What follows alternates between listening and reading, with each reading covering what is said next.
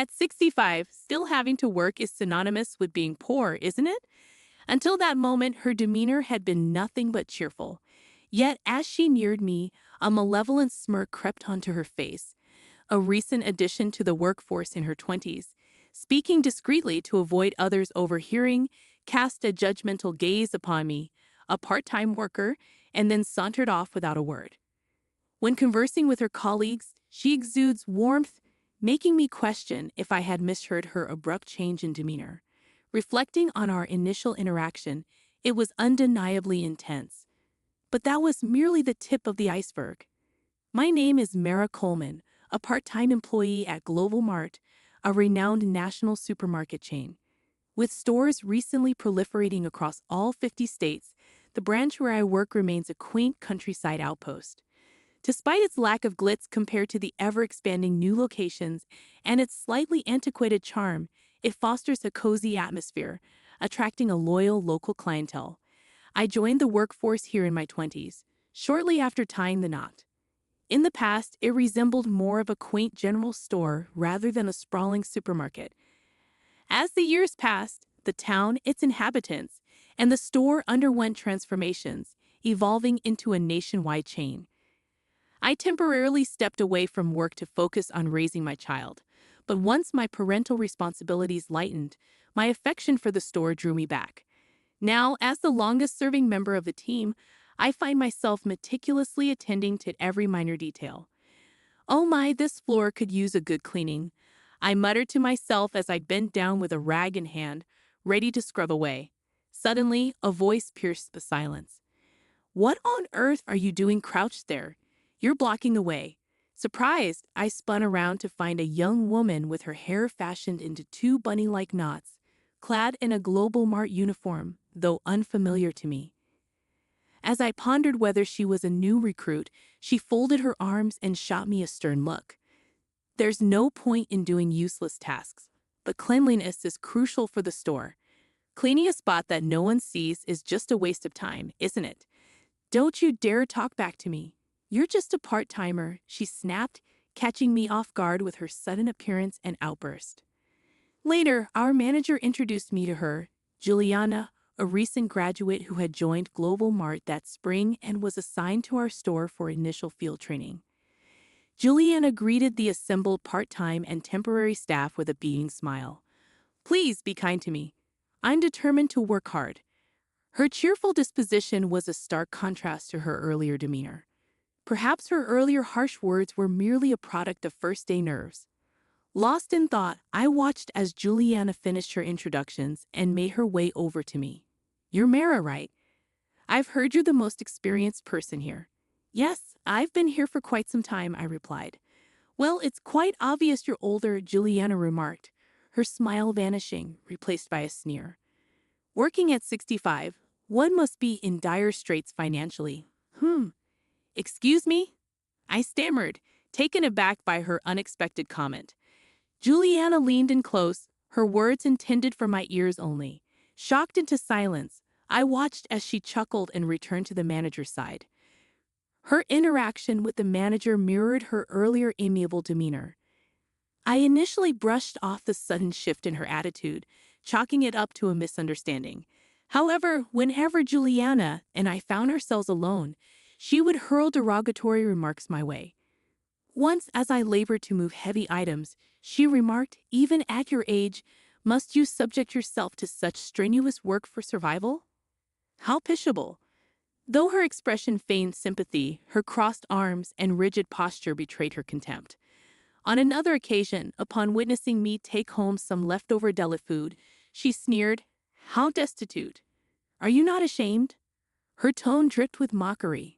And yet again, she quipped, "You're not exactly proficient at your job for someone your age. Perhaps you excel more in flattery than in actual salesmanship." Such were her mannerisms, consistently scornful whenever we were alone. However, the wisdom accrued over the years had taught me not to be ruffled by the words of someone young enough to be my daughter. I chose to overlook her behavior and let it slide. However, Juliana appeared to take issue with my approach, and her conduct took a turn for the worse. On a bright, sunny day, I found myself aiding a regular customer who grappled with vision impairment, often requiring assistance in selecting her items. "I'm sorry for the inconvenience," she apologized. "No inconvenience at all. Thank you for choosing us. Take care on your way home." I reassured her, seeing her off with a warm smile.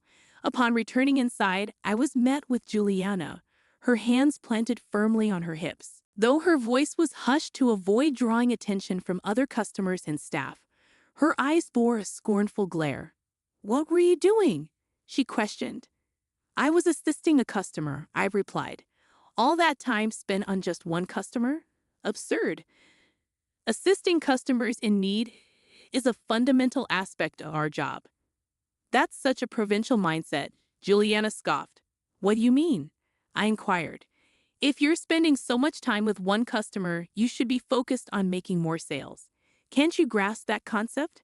With all due respect, we can't generate sales without prioritizing customer satisfaction," I countered. "Don't argue with me.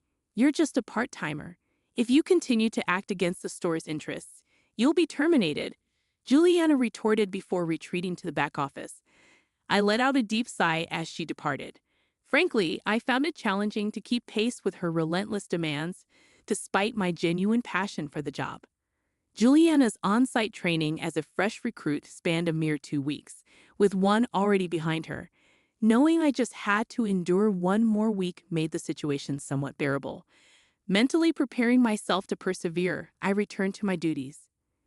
As the week drew to a close, Juliana's training concluded, and she bid farewell to the store. Before business hours, she greeted the assembled staff with her customary radiant smile. The manager commended her efforts, giving the impression that she had only displayed her positive side to them. Curious, I inquired about Juliana from other colleagues. They described her as somewhat green but affable and cheerful. Perhaps they were more forgiving because she was still in training. It was a shrewd move on her part, I thought to myself. As I stood there, a whirlwind of emotions surged within me, surprise mingled with a begrudging admiration. Juliana sauntered over, her smirk laced with amusement. "I've had a little chat with the manager about you," she declared. "What did you tell him?" I inquired cautiously. "Oh, just a few things about your incompetence," she replied with a dismissive wave. "The manager values my youth and competence over your outdated skills. It's only a matter of time before you're let go. You should consider it a blessing to be rid of this burden." With a gleeful laugh, Juliana departed, leaving me with a mixture of relief and unease. Would her demeanor always be so venomous? Although her training had ended, she would soon be assigned elsewhere, perhaps never to return to this store. The prospect of enduring her presence again filled me with dread. With a heavy heart and a lingering sense of apprehension, I let out a deep sigh. A month had elapsed since Juliana's departure when I found myself standing outside the company's towering headquarters in the city. My nerves fluttered. Visits to headquarters were rare for me. Gazing up at the imposing structure, I took a moment to steady my racing heart. "I can't linger here forever," I muttered to myself, feeling the tug of urgency. With a quick adjustment of my jacket, I hastened inside the building. After completing my task, I realized it was already well past lunchtime. Having missed my meal, I made my way to the employee cafeteria nestled within the premises. Despite the hour, the cafeteria still bustled with activity as I scanned for an empty seat. Just as I settled down to enjoy my pasta, a familiar high-pitched, metallic voice cut through the air. Without needing to turn around, I recognized whose voice it belonged to. "Why is an old lady, I mean you, here at headquarters, Juliana?" "It's been a while," came Juliana's voice, swiftly followed by her boss's presence. She must have caught herself, aware that such a remark wouldn't fare well in front of her superior. Strong-willed against the vulnerable, yet meek in the presence of authority. Perhaps that was Juliana's nature. Suppressing a smile, I replied, "I had a meeting scheduled here today." "A meeting for someone like you? Just a part-timer?" She retorted. "Every perspective from the field holds significance. Don't belittle it." I countered calmly. "The input of a low-level part-timer like you isn't required." Juliana shot back. "Are you out of your mind?" she began, her voice initially restrained but escalating as she continued. Oblivious to her boss's shocked expression and my own, Juliana continued her tirade. Are you even listening? I detest women like you who persist in working into old age. I find fulfillment in my work, and I'm grateful for the opportunity, even at my age, I asserted. Juliana's response was swift and disdainful. It's repulsive. Spare me the sight of your pathetic existence. Listen here. There's this person from my training, utterly useless, yet refuses to leave. She's dragging down the store. She should be terminated, Juliana continued, her disdain evident. Intervening before Juliana could say more, her boss stepped in. At that moment, the cafeteria's entrance hummed with activity as an elderly gentleman approached us. Juliana's boss straightened up, but Juliana's expression soured as she glared at him. What's all the fuss about? Who are you? And what do you want? The elderly gentleman inquired. It appears I've arrived at an opportune moment, Marcia, he remarked. Indeed, left unchecked, this situation could tarnish the company's reputation. That's a serious concern, Marcia replied. Don't ignore me and start talking, the elderly man pressed on. Wait, do you even realize who this is? I interjected. You should have heard him speak at the orientation, Juliana. Another voice chimed in. Juliana's expression shifted to one of confusion as she glanced at the man beside her. Suddenly, a wave of realization washed over her, and her complexion paled. It dawned on her who the man standing next to her truly was. Bert Coleman, the president of Global Market. Are you a recent hire? What's your name? Bert inquired. Her name is Juliana Bert, the other person replied. Why are you addressing the president by his first name? I questioned. She's my wife. It's only natural for her to call me by my name, Bert clarified. Huh? Juliana's eyes darted between me and Bert, her confusion palpable. Meanwhile, Juliana's boss buried his face in his hands. I rose from my seat and positioned myself beside Bert. Allow me to reintroduce myself. Mara Coleman, 65, wife of the president of Global Mart. I introduced myself. You're kidding, right? If you're married to the president, why are you slumming it as a part-timer in some dingy supermarket? Juliana retorted. As I said, I genuinely enjoy working. Global Mart began as a humble venture that Bert and I launched together. As it flourished, he assumed the role of president. However, I've always cherished a direct connection with customers, hence my decision to continue working part-time. Interestingly, aside from the manager, nobody at my workplace is aware of my relationship with the president. That dingy store you mentioned happens to be the very first Global Mart branch, the cherished establishment Bert and I initiated. So, the meeting wasn't a ruse. Mara attends these gatherings monthly as a representative from the field. It's been a while since she's been physically present. They've mostly been conducted online lately, Juliana's boss clarified. That's correct. Hence, I was feeling a bit apprehensive today, I added. That's preposterous, Juliana interjected. What's preposterous? I inquired. If I had known you were the president's wife, I wouldn't have acted the way I did. You deceived me, Juliana accused, her face flushed with anger, seemingly on the verge of confrontation.